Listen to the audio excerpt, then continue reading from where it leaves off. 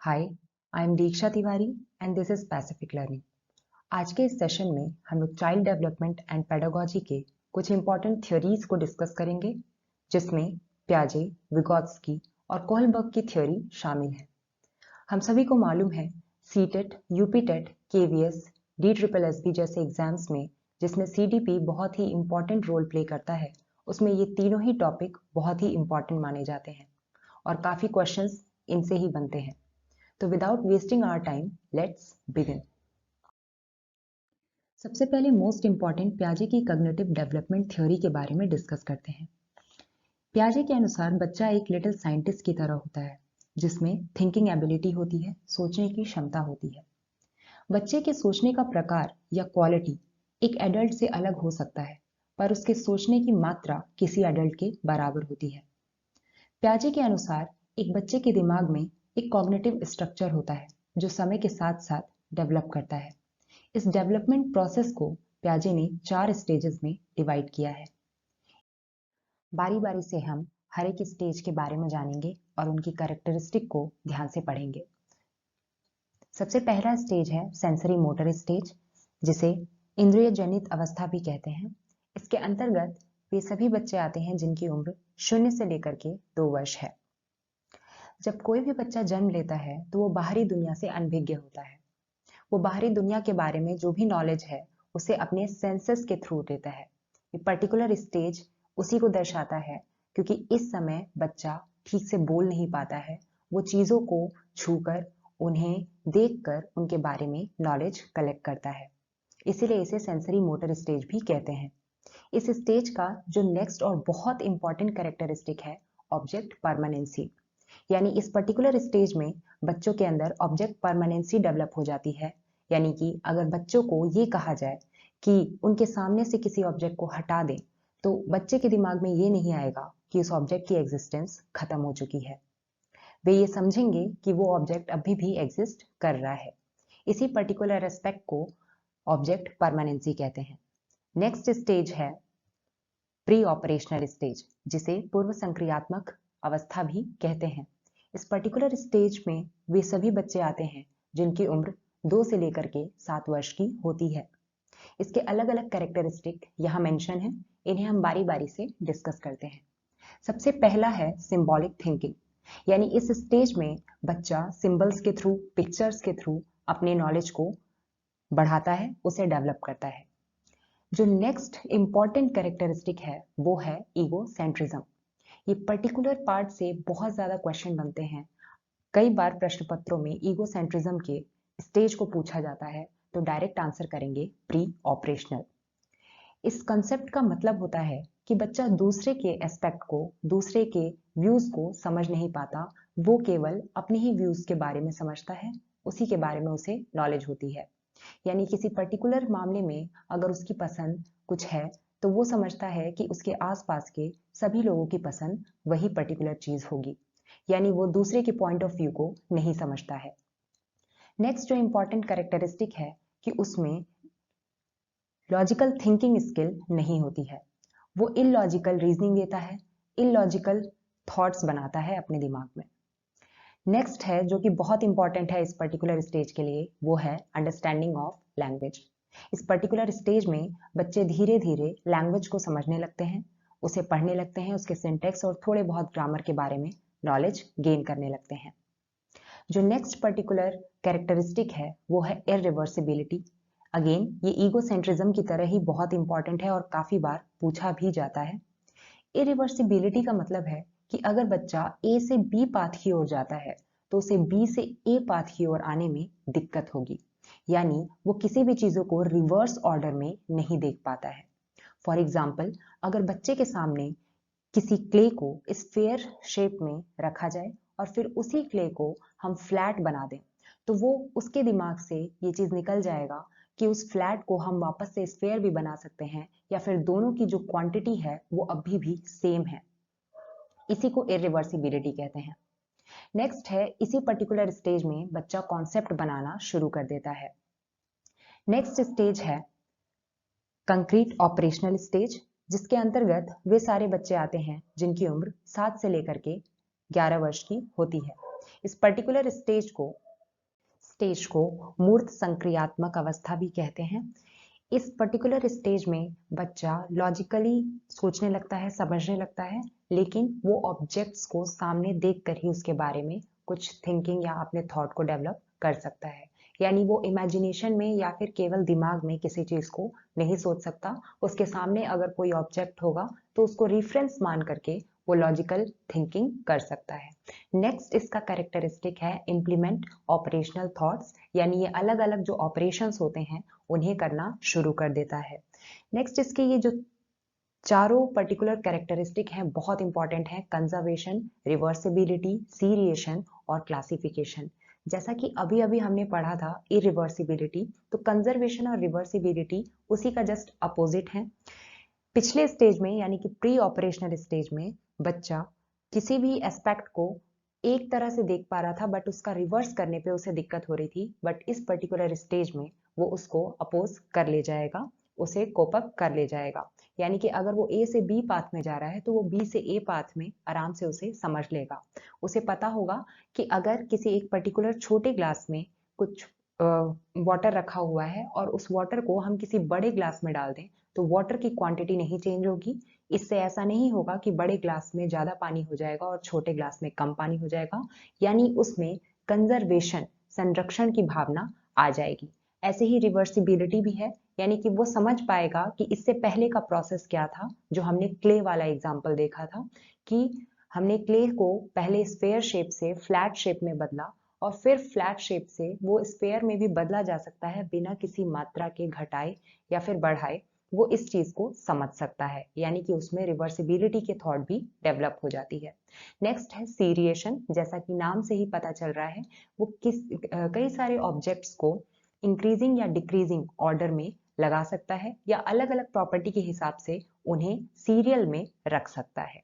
Next है classification, यानी वो बांटने की क्षमता रखता है किसी पर्टिकुलर प्रॉपर्टी के आधार पर। जैसे कई सारे अगर सर्कल हैं, कई सारे रेक्टेंगल हैं, कई सारे अगर ट्रायंगल रखे हुए हैं तो वो सारे ट्रायंगल्स को एक साथ, सारे रेक्टेंगल्स को एक साथ, सारे सर्कल्स को एक साथ क्लासिफाई करने में कामयाब रहेगा।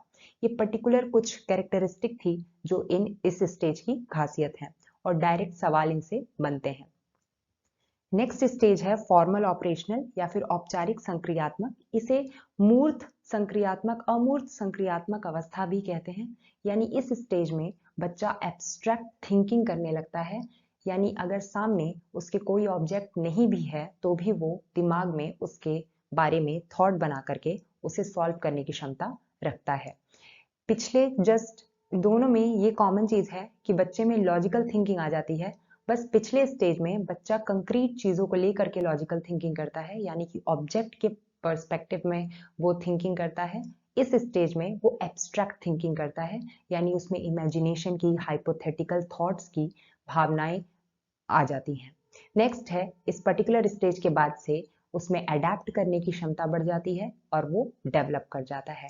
ये पर्टिकुलर स्टेज 11 साल से ऊपर के बच्चे की होती है। ये सारी क्वालिटीज 11 साल से ऊपर के बच्चों में होती है। नेक्स्ट हम कुछ कीवर्ड्स के बारे में जानेंगे जो कि बहुत इंपॉर्टेंट है प्याजे के कॉग्निटिव स्टेजेस में। सो फर्स्ट है, जैसा कि अभी हमने ईगोसेंट्रिज्म के बारे में पढ़ा था, तो एक और बार इसे रिवाइज कर लेते हैं। Egocentrism refers to the child's inability to see a situation from another person's point of view. यानी वो केवल अपना पॉइंट ऑफ व्यू समझता है, यानी उसे अगर चॉकलेट पसंद है तो यानी उसकी मम्मी को भी वो चॉकलेट पसंद होना चाहिए, ये उसके दिमाग में ऐसा चलता है। वो मम्मी का पॉइंट ऑफ व्यू नहीं देखता है। ओके, नाउ नेक्स्ट थिंग है इरिवर्सिबिलिटी। जैसा कि अभी अभी हमने देखा, inability of child at this stage to understand that actions when done can be undone to return to the original state. जैसा कि हमने क्ले वाला एग्जांपल पढ़ा था, स्फेयर से हमने फ्लैट बनाया, फ्लैट से वो स्फेयर में जाएगा, कैसे जाएगा वो इसे सोच नहीं पाता है, इसी को इरिवर्सिबिलिटी कहते हैं।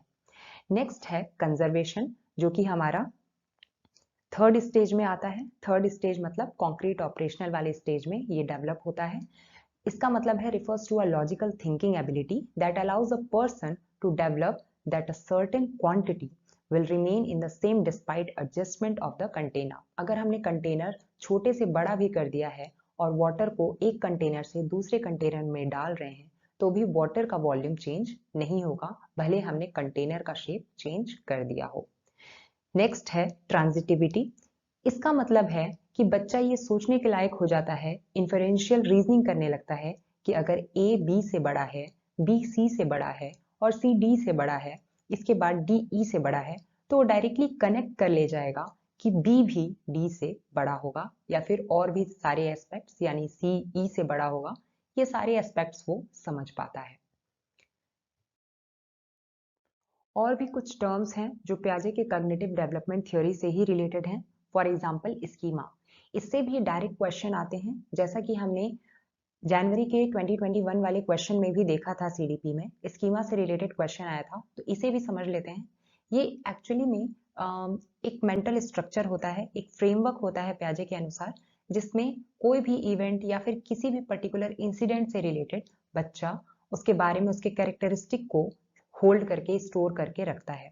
यानी फॉर एग्जाम्पल अगर उसने कोई कैट देखी, कोई डॉग देखा, तो उसके बारे में उसे पता चल जाएगा कि कैट की क्या कैरेक्टरिस्टिक होती है, उसका एक स्कीमा बना के वो अपने माइंड में रख लेगा।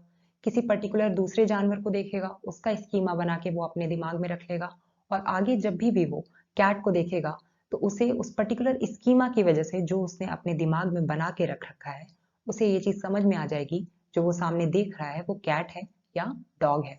तो it's a mental structure that serves as a framework for organizing information about individual, location, thing, event. तो ये पर्टिकुलरली एक फ्रेमवर्क है जो क्या करता है, अलग अलग इंफॉर्मेशन को कलेक्ट करके दिमाग में स्टोर करके रखते हैं। नेक्स्ट है एसिमिलेशन। इसके बाद हम पढ़ेंगे अकोमोडेशन और इक्विलिब्रेशन। ये तीनों जो टॉपिक्स हैं वो आपस में काफी इंटर रिलेटेड है। इसका मतलब है कि अगर कोई बच्चा किसी पर्टिकुलर जानवर के बारे में या पर्टिकुलर ऑब्जेक्ट के बारे में एक स्कीमा डेवलप कर लेता है माइंड में, फिर वो उसे यूज करके आगे अपने लाइफ में यूज करता है, उसका एप्लीकेशन देखता है। एसिमिलेशन का मतलब होता है कि अगर किसी के पास पहले से कई सारी नॉलेज है अपने एक्सपीरियंस से रिलेटेड, अपने एक्सपीरियंस की वजह से, और उसने आगे कुछ नई चीजें सीखी, तो वो उस नई चीजों को अपनी पुरानी चीजों में ऐड ऑन कर लेगा, बट इसमें अपनी पुरानी चीजों को वो इरेज नहीं करेगा। ओके, एसिमिलेशन को हिंदी में आत्मसातीकरण कहते हैं और इसका सीधा सा अर्थ यही है कि हम कोई नई चीज सीखें लेकिन अपनी पुरानी चीजों के साथ उसे रहने दें, पुरानी चीजों को इरेज नहीं करें। अकोमोडेशन में इसका थोड़ा उल्टा होता है, हमारे पास कुछ ओल्ड आइडियाज होते हैं और हम कुछ नई आइडियाज गेन करते हैं, बट ये जो नई आइडियाज हैं वो हमारे पुराने आइडियाज को रिप्लेस कर देती हैं। यानी हम जो new ideas, new information collect कर रहे हैं, वो हम अपने ओल्ड आइडिया को हटा करके उसकी जगह पे उसे रिप्लेस कर देते हैं, उसे रख लेते हैं और अपने दिमाग में एक अलग स्कीमा डेवलप कर लेते हैं। फॉर एग्जाम्पल अगर बच्चे ने कभी कोई डॉग देखा, उसके दिमाग में उसने एक स्कीमा बना लिया कि डॉग कैसा होता है। अब वो जब भी अपने सामने डॉग देखेगा तो उसे पता चल जाएगा कि हाँ ये डॉग है, यानी कि वो अपने पुरानी नॉलेज को आगे यूज कर रहा है, राइट। लेकिन कभी उसने अगर दूसरी ब्रीड का कोई डॉग देख लिया या फिर उसने अगर कैट देख लिया, तो कैट की कैरेक्टरिस्टिक भी 4 पैर और ऐसे एक पूंछ है, तो वो अगेन कैट को भी डॉग कह सकता है अगर उसने अपने आइडियाज को वापस से एकोमोडेट करके उसको चेंज नहीं किया। ये ज्यादा कॉम्प्लिकेटेड नहीं है, बस समझने की दिक्कत ये है कि जब हमें अपनी पुरानी नॉलेज से नई नॉलेज में हेल्प मिले तो हम उसे एसिमिलेट करते हैं। फॉर एग्जाम्पल एक डॉग को देखा और दूसरी ब्रीड के डॉग को देखा तो हम आराम से समझ जाएंगे कि ये दोनों एक ही एनिमल है, डॉग ही है, बस इनकी ब्रीड अलग अलग है, तो इसे एसिमिलेशन में हम काउंट करेंगे। बट अगर हमारे पास डॉग का स्कीमा दिमाग में है और हमने कभी कैट को देख लिया, बच्चे ने कैट को देखा, ओके, तो उसे अपने नॉलेज को अकोमोडेट करना होगा, समायोजन करना होगा प्रीवियस नॉलेज को, यानी डॉग वाले नॉलेज को उसे कैट में इंडल्ज नहीं करना होगा, मिक्स नहीं करना होगा, उसे उस आइडिया को रिप्लेस करना होगा और वो एक नया स्कीमा बनाएगा कैट को लेकर के। ओके, तो दिस इज कॉल्ड अकोमोडेशन, यानी new knowledge plus old knowledge, ये होता है एसिमिलेशन। बट अकोमोडेशन में हमारा न्यू नॉलेज रिप्लेस कर देता है ओल्ड नॉलेज को। ओके, नेक्स्ट है इक्विलिब्रेशन। ये एक्चुअल में एसिमिलेशन और अकोमोडेशन का इक्विलिब्रेशन है। यानी अगर आपने कोई चीज दिमाग में स्कीमा बना के रखी है एसिमिलेशन के थ्रू या फिर अकोमोडेशन के थ्रू, अगर वो चीज सही हो जाती है, आपको उसमें कोई दिक्कत नहीं हो रहा है, आपके एक्सपीरियंस सही हो रहे हैं, तो यानी आप इक्विलिब्रियम स्टेट में है, इक्विलिब्रेशन है। नहीं तो आपको फिर चीजों को एडजस्ट करने की जरूरत है, उसे अकोमोडेट या फिर एसिमिलेट करने की जरूरत है। ओके, नाउ नेक्स्ट है विगोत्स्की की थ्योरी। इनकी थ्योरी को हम सोशियो कल्चर थ्योरी भी कहते हैं। इनके अनुसार एक बच्चे के डेवलपमेंट में सोशल, कल्चर और लैंग्वेज का बहुत बड़ा हाथ होता है। ओके, दैट्स वाई इनकी थ्योरी का नाम ही सोशियो कल्चर थ्योरी है। इनके अनुसार लैंग्वेज बहुत इंपॉर्टेंट रोल प्ले करता है किसी भी बच्चे के डेवलपमेंट में। इन्होंने अपने थ्योरी को किसी भी स्टेजेस में डिवाइड नहीं किया जैसे प्याजे ने डिवाइड किया था। तो इन्होंने ज्यादातर स्ट्रेस दिया है सोशल इंटरेक्शन पर अपने कॉग्निशन की डेवलपमेंट के लिए। ओके, तो इनके बारे में अगर हम बारी बारी से पढ़ें तो विगोत्स्की की जो थ्योरी है उसमें कुछ कंसेप्ट हैं जिनके बारे में हमें पता होना चाहिए। इन्होंने कल्चर को स्पेशल टूल बताया है। नेक्स्ट टूल है प्राइवेट स्पीच, थर्ड है जोन ऑफ प्रॉक्सिमल डेवलपमेंट और स्केप फोल्डिंग, और फोर्थ वन है role of language in cognitive development. तो ये कुछ टर्म्स हैं जिनके बारे में हमें जानना जरूरी है। कल्चर तो हमें मालूम है, पर्टिकुलर कौन सा बैकग्राउंड है बच्चे का, वो बहुत इंपॉर्टेंट होता है बच्चे के डेवलपमेंट के लिए। प्राइवेट स्पीच वाइगोत्स्की के अनुसार बहुत ही पॉजिटिव टर्म है। बच्चा अपने आप से बात करता है, बोल बोल करके अपने आप को दिशा निर्देश देता है, और कोई भी काम करने के पहले वो अपने से बात करता है, खेलते वक्त अपने से बात करता है, ताकि वो अपने आप को एक गाइडेंस दे सके। तो विगोत्स्की ने इस प्राइवेट स्पीच को बहुत ही पॉजिटिव टर्म में लिया है। नेक्स्ट है zone of proximal development and scaffolding. इसके बारे में अभी हम डिटेल में पढ़ेंगे। एंड इसके बाद है विगोत्स्की के अनुसार लैंग्वेज बहुत ही इंपॉर्टेंट रोल प्ले करता है कॉग्निटिव डेवलपमेंट में। प्याजे के अनुसार कॉग्निटिव डेवलपमेंट के बाद लैंग्वेज आता है, बट विगोत्स्की ने लैंग्वेज को प्रायोरिटी दी है कि लैंग्वेज का डेवलपमेंट जो है वो बहुत ज्यादा इंपॉर्टेंट है कॉग्निटिव डेवलपमेंट के लिए। आगे के अगर सीरीज में हम पढ़ें तो कुछ कीवर्ड्स हैं जिनके बारे में अभी हम डिस्कस कर रहे थे। Scaffolding. Scaffolding actually एक टेम्पररी हेल्प है। इससे पहले हमने जब सीडीपी के कुछ क्वेश्चंस किए थे तो उसमें इससे रिलेटेड क्वेश्चंस भी थे, तो इसे आज हम पढ़ लेते हैं। स्केप फोल्डिंग एक टेम्पररी हेल्प है जो ज्यादा नॉलेजेबल पर्सन से लिया जाता है एक बच्चे के द्वारा। Vygotsky scaffolding is a teaching method that uses instructor and more advanced peer to help student in learning. Okay? तो वो बच्चा जिससे भी हेल्प ले रहा है वो ज्यादा एडवांस पीयर होना चाहिए, यानी उसका दोस्त भी हो सकता है जो उससे ज्यादा नॉलेज रखता हो, या फिर उसके कोई टीचर जो उनसे बड़े हों। तो इसमें एज मायने नहीं रखती है, कोई स्टेज मायने नहीं रखता है, बस उसके पास नॉलेज ज्यादा होना चाहिए। वो उस बच्चे की हेल्प कर दे, टेम्पररी हेल्प कर दे, ताकि वो अपने पोटेंशियल से आगे बढ़ पाए। ओके, इसी को स्केप फोल्डिंग कहते हैं। नेक्स्ट है जोन ऑफ प्रॉक्सिमल डेवलपमेंट, या फिर शॉर्ट में बोली तो इसे हम ZPD भी बोलते हैं। तो ये एक्चुअली है set of skill or knowledge a student can't do on her own or his own, but can do with help of guidance or of someone. It's the skill level just above where the student currently is. Okay, तो इसको एक picture के through हम समझने की कोशिश करते हैं। यहाँ पे आपको 3 पार्ट्स दिख रहे होंगे। ओके, तो जो फर्स्ट पार्ट है, ये पर्टिकुलर पार्ट है वो जो स्टूडेंट खुद से सीख सकता है। Okay, student can do independently, बिना किसी हेल्प के बच्चा इतना काम कर सकता है। नेक्स्ट है अगर उसे किसी से हेल्प मिल जाए, फॉर एग्जाम्पल अपने दीदी से, अपने भैया से, अपने फ्रेंड से, या अपने मम्मी पापा से, टीचर से, तो वो पर्टिकुलरली इस एरिया तक पहुंच सकता है।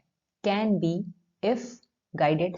ओके, इसी पर्टिकुलर जोन को ZPD कहते हैं। यानी बच्चा खुद से तो ये ब्लू वाला रीजन कर पा रहा था, बट उसे हेल्प मिली तो वो इतना एक्स्ट्रा और काम कर सकता है, या फिर इतना और डेवलप हो सकता है अपने माइंड में, अगर उसे किसी से ये स्केप फोल्डिंग वाली टेम्परेरी हेल्प मिल जाती है। ओके, लास्ट है कि अगर हेल्प भी मिला तो उसकी पोटेंशियल के ये बाहर है, तो ये पर्टिकुलर सिलेबस का पार्ट नहीं है।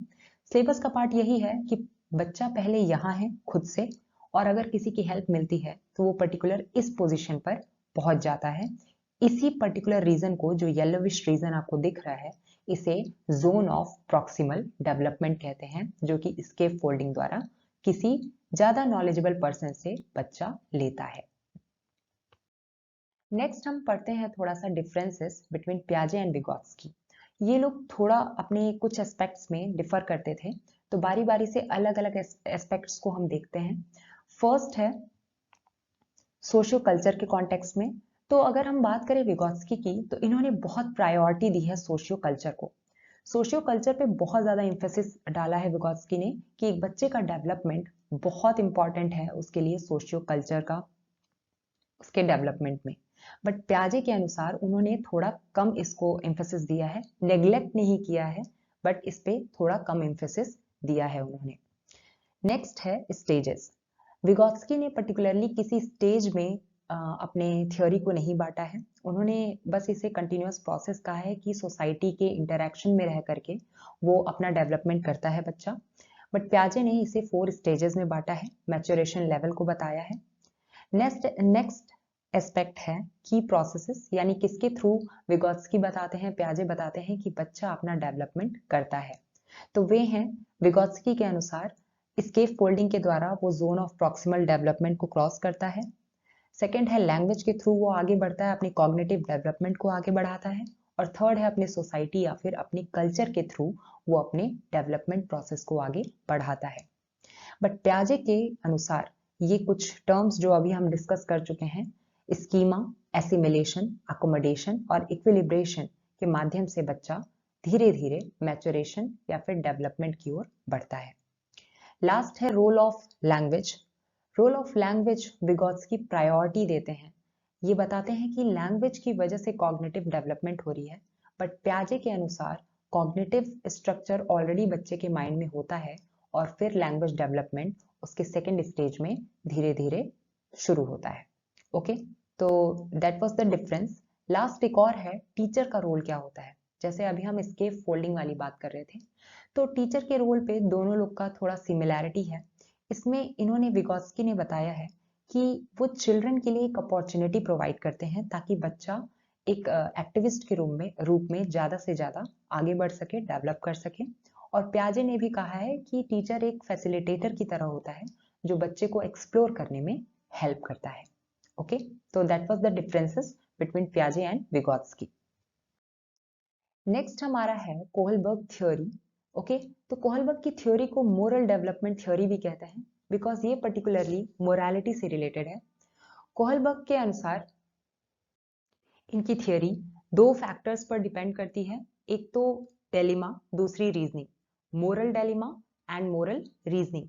ओके, तो एक हाइंस डेलिमा बहुत फेमस है। हाइंस डेलिमा के बारे में आप लोग ने अपने ग्रेजुएशन या फिर डिप्लोमा के दौरान ज़रूर पढ़ा होगा। तो उसमें पर्टिकुलरली एक डेलिमा सिचुएशन होती है जिसमें आदमी को सेलेक्ट करना होता है कि उसे कौन सा काम करना चाहिए और कौन सा काम नहीं करना चाहिए, यानी उसे किस काम को प्रायोरिटी देनी चाहिए।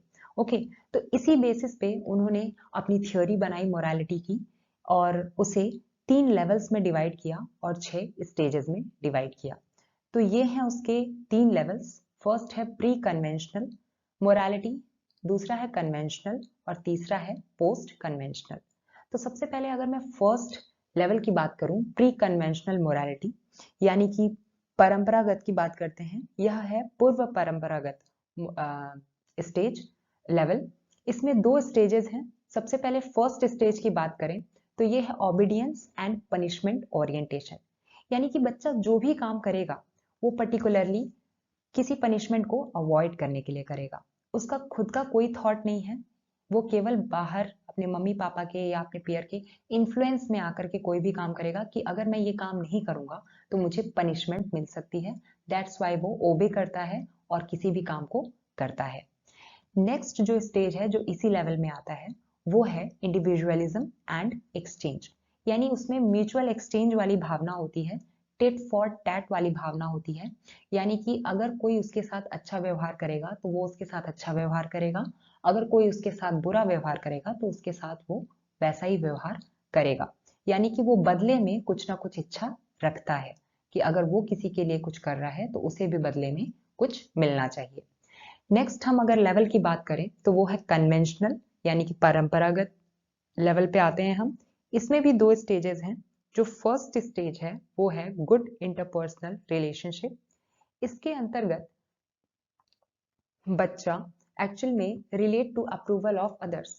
ये भी हमने पिछले बार क्वेश्चन में कंप्लीट किया था कि कहाँ कौन सा ऐसा स्टेज है जिसमें बच्चे को अप्रूवल की जरूरत पड़ती है। ओके, तो वो कोई भी काम करेगा जिससे उसे अप्रूवल, दूसरे का अप्रूवल मिले। यानी अगर कोई उसे गुड कह रहा है तभी तो वो काम करेगा, मोटिवेट होगा कोई काम करने के लिए।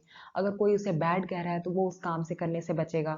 यानी कि A+ लाने के लिए वो कोई काम करेगा, या फिर अगर उसके B आ जाते हैं तो उस काम को वो और सुधारेगा। तो यानी उसे सोसाइटी का अप्रूवल या टीचर्स या अपने पेरेंट का एक अप्रूवल मिल रहा है, इसीलिए वो काम कर रहा है। पर्टिकुलरली उसके अपने थॉट अभी इतने डेवलप नहीं हुए हैं कि वो प्रिंसिपल्स की बात करे या फिर कुछ अलग सोचे। नेक्स्ट जो स्टेज है इसी लेवल के अंदर वो है मेंटेनिंग द सोशल ऑर्डर। यानी इस पर्टिकुलर स्टेज में वो रूल्स एंड रेगुलेशन की बात करता है, aware of wider rules of society to avoid guilt. कहीं उसे पनिशमेंट ना मिल जाए इसीलिए वो रूल्स एंड रेगुलेशन को मानता है। जैसे सड़क पार करने में रेड लाइट, येलो लाइट और ग्रीन लाइट जो भी होते हैं, ट्रैफिक सिग्नल्स को मानना और चोरी ना करना, ये सारी चीजें जो होती हैं सोशल ऑर्डर की जो रूल्स होती हैं उनको वो मानना शुरू करता है और बहुत ज्यादा रिजिड रहता है। नेक्स्ट जो लास्ट लेवल है पोस्ट कन्वेंशनल, जो कि उत्तर परंपरागत लेवल है, इसमें भी दो स्टेजेस हैं। एक है social contract and individual rights और दूसरा है यूनिवर्सल प्रिंसिपल। तो जो फर्स्ट स्टेज है वो है social contract and individual rights. Okay, तो इसके अंतर्गत वो रूल्स एंड रेगुलेशन को तो समझता है बट वो साथ साथ में कुछ इंडिविजुअल राइट्स भी रखता है। यानी इस यहाँ पे जैसे लिखा हुआ है, protection of life is more important than breaking the law against okay stealing. For example अगर कोई चोरी कर रहा है और पर्टिकुलरली उसके घर में कोई बीमार है और वो बीमार रहने के लिए अगर चोरी कर रहा है, तो इस स्टेज में जो भी बच्चे की बात कर रहे हैं हम या फिर जो भी इंडिविजुअल की बात कर रहे हैं, वो ये सोचता है कि अगर वो किसी की जान बचाने के लिए स्टीलिंग कर रहा है तो उसने रूल नहीं तोड़ा है, यहाँ पे हमें रूल को फॉलो नहीं करना चाहिए, यानी इतना रिजिड नहीं रहना चाहिए। यहाँ पे वो इस डिलेमा से थोड़ा सा बाहर आता है और वो धीरे धीरे इंडिविजुअल राइट्स की ओर जाता है। क्या सही है क्या गलत है वो बहुत ज्यादा रिजिड नहीं रहता है इस चीज को लेकर के।